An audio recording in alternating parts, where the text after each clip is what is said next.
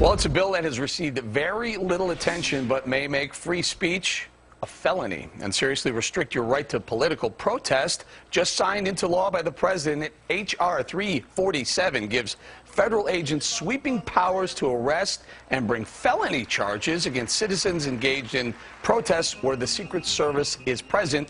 Joining us now with more, Fox News senior judicial analyst, good friend, Judge Andrew Napolitano. Judge, the thing that jumps out off the page, felony? Yeah, felony means more than a year in jail. This is not like a traffic ticket.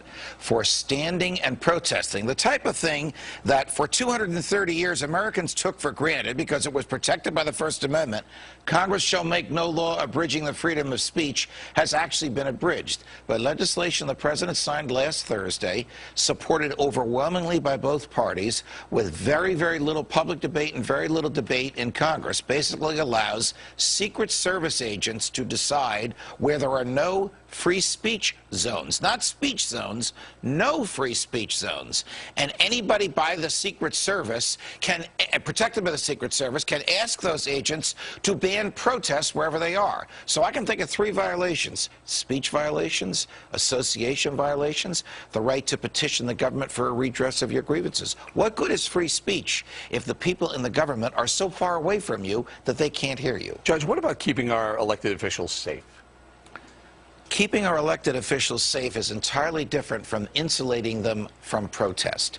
The fact that the president is going to a hotel up the block should not bar you from standing across the street with a sign or with a bullhorn saying what you think about the president's policies. That is not a threat to him, and it is a part of American history since day one that we have the right to speak freely to, about, and against those in the government. Judge, do you think this is going to be one of those laws that is on the books but not enforced?